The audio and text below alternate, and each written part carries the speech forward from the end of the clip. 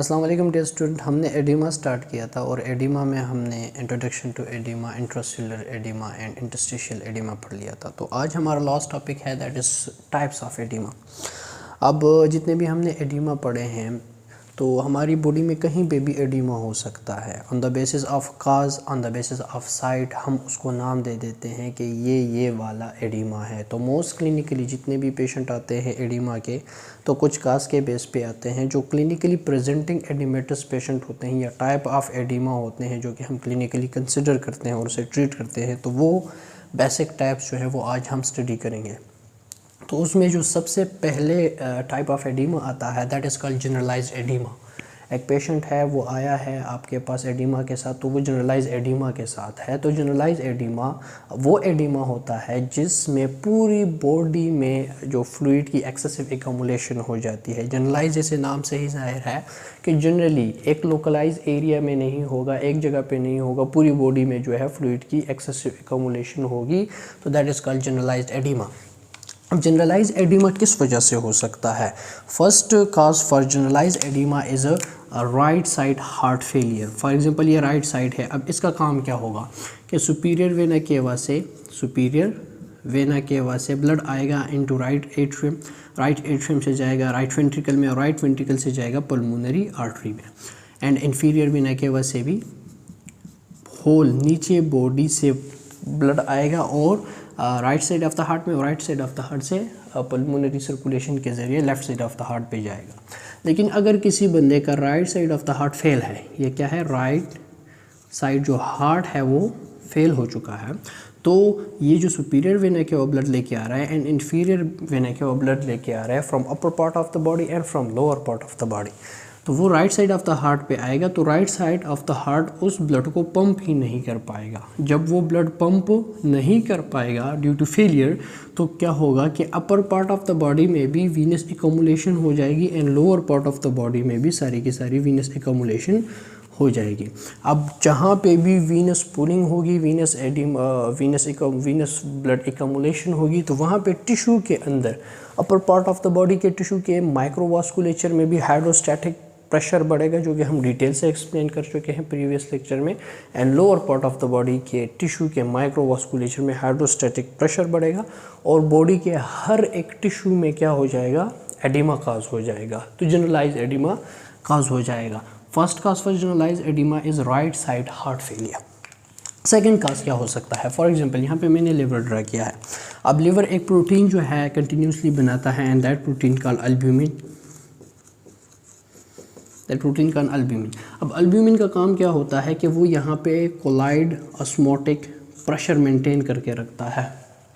अब अगर लिवर ख़राब हो जाए, किसी भी काज की वजह से लिवर ख़राब हो जाए, तो कोलाइड ऑस्मोटिक प्रेशर यहाँ पे बरकरार नहीं होगा पूरी बॉडी में, क्योंकि प्रोटीन की डिफिशिएंसी आ जाएगी। अब पूरी बॉडी में जब अल्ब्यूमिन की डिफिशिएंसी आ जाएगी तो कोलाइड ऑस्मोटिक प्रेशर यहाँ पे क्रिएट नहीं होगा within the microvasculature and within the blood. तो जब कोलाइड ऑस्मोटिक प्रेशर रिड्यूस हो जाएगा ड्यू टू अल्ब्यूमिन डिफिशिएंसी, तो क्या होगा कि वो सक्शन का मैकेनिज़्म नहीं होगा। फ्लूइड दोबारा टिश्यू को तो मिलेगा फ्लूइड, लेकिन फ्लूइड दोबारा सक नहीं होगा। जब फ्लूइड दोबारा सक नहीं होगा तो ओवरऑल ऑफ द बॉडी में, अब प्रोटीन की deficiency overall of the body में है, तो हर एक जगह पे टिश्यू के अंदर जब फ्लूइड जाएगा तो वो वापस ठीक से नहीं आएगा, तो आपकी पूरी बॉडी में क्या हो जाएगा, एडिमा काज हो जाएगा। थर्ड रीज़न किडनी फेलियर, ठीक है। तो उसमें भी क्या होगा कि प्रोटीन फिल्टर होंगे जिसकी वजह से आपकी बॉडी में प्रोटीन की डिफिशिएंसी आ जाएगी। और रीज़न हो सकते हैं कि आप ठीक से प्रोटीन ले नहीं रहे। जब आप प्रोटीन नहीं लेंगे तो आपकी बॉडी में प्रोटीन की डिफिशिएंसी होगी ओवरऑल बॉडी में, जिसकी वजह से आपकी पूरी बॉडी के टिश्यू में एडिमा काज हो जाएगा। सेकंड जो most common type of oedema है जो कि क्लिनिकली प्रेजेंट होते हैं, आपको क्लिनिक में आते हैं, तो that is with pulmonary oedema. तो पल्मोनरी एडिमा क्या होता है, जैसे कि नाम से ही जाहिर है कि ये वो एडिमा होगा जो कि आपके पल्मोनरी सिस्टम में होगा, मतलब आपके लंग्स में होगा, लंग के टिश्यू में एडिमा काज हो जाएगा, तो दैट इज़ पल्मोनरी एडिमा। अब पल्मोनरी एडिमा कैसे होता है कि फॉर एग्जांपल यहाँ पे क्या है, left side of the heart है। अब left side of the heart का मैकेनिज़्म क्या होता है कि right side of the heart से ब्लड पंप हो जाता है। अब इस बंदे में right side of the heart ठीक है, ये सुपीरियर एंड इन्फीरियर में केवल से ब्लड रिसीव भी कर लेता है और ये पंप भी कर लेता है into left side of the heart. अब left side of the heart पे जैसे ही ब्लड आ जाता है, अब left side of the heart में क्या करना है कि जो ब्लड फ्रॉम पल्मोनरी सर्कुलेशन आया होता है left side of the heart को, अब इसने ये करना होता है पंप एओर्टा के ज़रिए और इसने भेजना होता है पूरी बॉडी को। अब किसी भी रीज़न की वजह से ये जो left side of the heart है ये फेल हो जाए, ये क्या हो जाए, फेल हो जाए, तो जो ब्लड आता है फ्रॉम पल्मोनरी सर्कुलेशन वो यहाँ पे आ जाता है, लेकिन ये उस ब्लड को पंप ही नहीं कर पाता। क्यों? क्योंकि left side of the heart fail हो चुका है। ये जो हार्ट है ये क्या हो चुका है, लेफ़्ट साइड जो हार्ट है वो फेल हो चुका है। अब जब left side of the heart fail हो चुका है तो ये ब्लड पंप नहीं कर पाएगा, तो सारा का सारा ब्लड क्या होगा, वापस जाएगा। अब वापस कहाँ पे एकमुलेट होगा, within the pulmonary circulation, with in the pulmonary capillaries.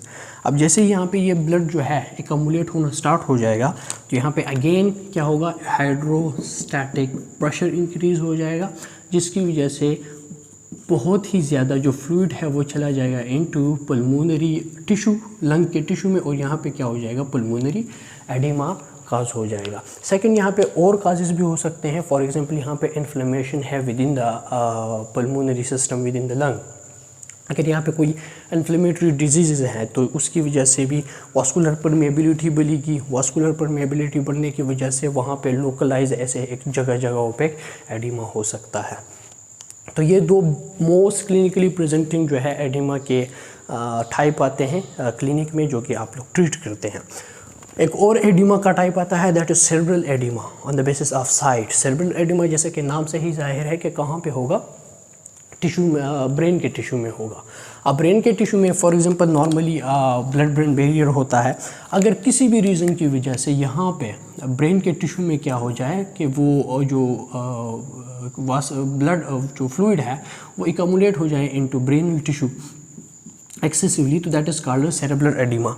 अब क्या हो सकता है कि यहाँ पे मेनिंजाइटिस हो जाए, ठीक है, जिसकी वजह से आप लोग जो CSF है वो चला जाए इनटू न्यूरोनल टिश्यू।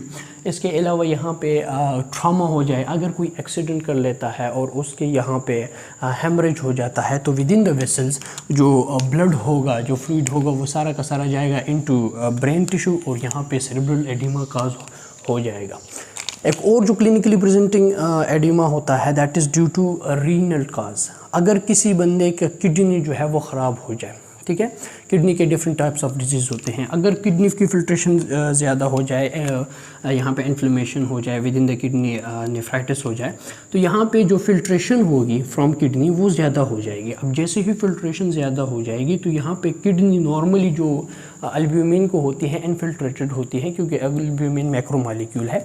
लेकिन अगर किडनी ख़राब हो जाए तो यहाँ पे जो एल्ब्यूमिन होगा या फिर जो अदर प्रोटीन्स होंगे वो एक्सेसिवली सिक्रीट होंगे। जब वो एक्सेसिवली सिक्रीट होंगे तो यहाँ पे बॉडी के अंदर एल्ब्यूमिन की डिफिशिएंसी आ जाएगी। अब जैसे ही एल्ब्यूमिन की डिफिशिएंसी आएगी ड्यू टू रीनल फेलियर, तो उसकी वजह से क्या होगा कि आपकी बॉडी में एल्ब्यूमिन डेफिसिट होगा। एल्ब्यूमिन डेफिसिट होगा तो यहाँ पे कोलाइड ऑस्मोटिक प्रेशर डेफिसिट कम हो जाएगा।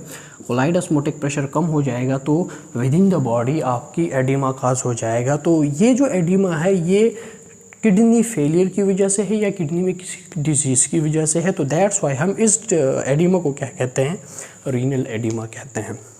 अब यहाँ पे एक और है, किडनी ठीक है, सेरेब्रल एडिमा नहीं है या फिर कोई और मसला नहीं, पल्मोनरी नहीं है, जनरलाइज नहीं है। यहाँ पे हमने क्या जिक्र किया था कि ड्यूरिंग नॉर्मल टिश्यू परफ्यूजन यहाँ पे फ्लूइड तो आ जाता है टिश्यू में, लेकिन टिश्यू में अगर एक्सेसिवली फ्लूइड प्रोड्यूस होता है या फिर एक्सेसिवली वेस्ट प्रोड्यूस होता है या ड्यूरिंग परफ्यूजन एल्ब्यूमिन या फिर अदर प्रोटीन्स यहाँ पे आ जाते हैं, तो उसको यहाँ पे नहीं रहना चाहिए। यहाँ से वो ड्रेन होना चाहिए इनटू, यहाँ से वो क्या होना चाहिए, ड्रेन होना चाहिए इनटू वीनस सिस्टम। तो उसको ड्रेन करने के लिए अल्लाह ताला ने लिम्फेटिक सिस्टम बनाया है। क्या बनाया है, लिम्फेटिक सिस्टम बनाया है। अब लिम्फेटिक सिस्टम का क्या काम होगा कि यहाँ पे जो एक्सेसिव फ्लूइड रहता है ड्यूरिंग नॉर्मल परफ्यूजन या फिर नेग्लिजिबल अमाउंट में प्रोटीन रहते हैं उनको ड्रेन करें, उनको क्या करें, ड्रेन करे और लेके आए into Venus side of the cardiovascular system और दोबारा सर्कुलेशन में शामिल कर दे। लेकिन अगर किसी वजह से लिम्फेटिक सिस्टम में कोई ख़राबी है तो यहाँ से वो एक्सेसिवली फ्लूइड या फिर प्रोटीन्स दोबारा ड्रेन नहीं होंगे थ्रू लिम्फेटिक सिस्टम। अब यहाँ पे एडिमा होगा किसी भी टिश्यू में, लेकिन काज क्या है, लिम्फेटिक सिस्टम है, तो that type of oedema is called lymphatic oedema. That type of oedema is called lymphatic oedema.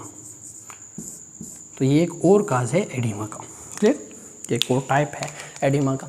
अब लास्ट जो 2 टाइप है that is pitting and non pitting oedema. अब एक पेशेंट है वो आया है एडिमा के साथ, अब उसके एक पैर में, फॉर एग्जांपल ये एक पैर है एडिमा है, ये दूसरा पैर है ये एडिमा है, ठीक है।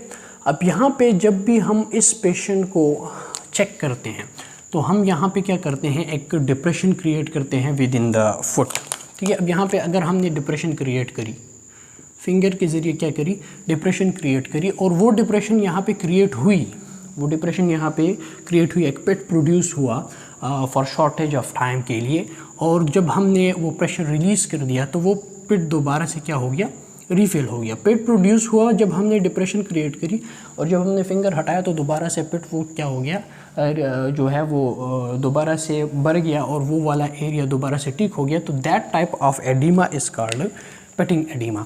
अब पिटिंग एडिमा के कैसे होता है, किन पेशेंट में होता है, किन कंडीशन में होता है, कि फॉर एग्जांपल ये क्या है, स्किन है, ठीक है। अब यहाँ पे ये सेल है, अब सेल के इर्द गिर्द क्या होगा, इंटरस्टिशियल फ्लूइड होगा। अब अगर इंटरस्टिशियल फ्लूइड बहुत ज़्यादा एकमुलेट हुआ है तो यहाँ पे सेल के इर्द गिर्द फ्लूइड की एकमुलेशन हुई है।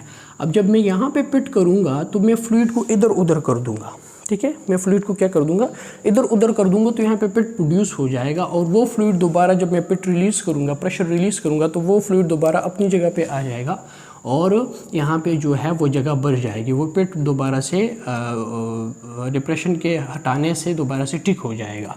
अब यहाँ पे जो इंटरस्टिशियल फ्लूइड है उसकी अगर एक्सेसिवली सिंपल फ्लूइड की हुई है तो that is called pitting oedema, and that it is the basic reason for pitting oedema. Non pitting oedema क्या होगा कि अगर कोई पेशेंट एडिमेटस है और वो एडिमा के साथ आया है, और यहाँ पे मैं पिट प्रोड्यूस करने की कोशिश करता हूँ, प्रेशर अप्लाई करता हूँ, लेकिन यहाँ पे कोई पिट प्रोड्यूस नहीं होता। मैं अगर फिंगर से क्या करता हूँ, पिट प्रोड्यूस करने की कोशिश करूँगा तो यहाँ पे पिट प्रोड्यूस नहीं होगा, तो that is called non pitting oedema. अब नॉन पिटिंग एडिमा किन कंडीशन में होता है कि यहाँ पे फॉर एग्जांपल ये क्या है, ये स्किन है, अब स्किन के नीचे इंटरस्टिशियल फ्लूइड की एक्सेसिव एकमुलेशन सच नहीं हुई, सेल के अंदर फ्लूइड एकमुलेट हो चुका है।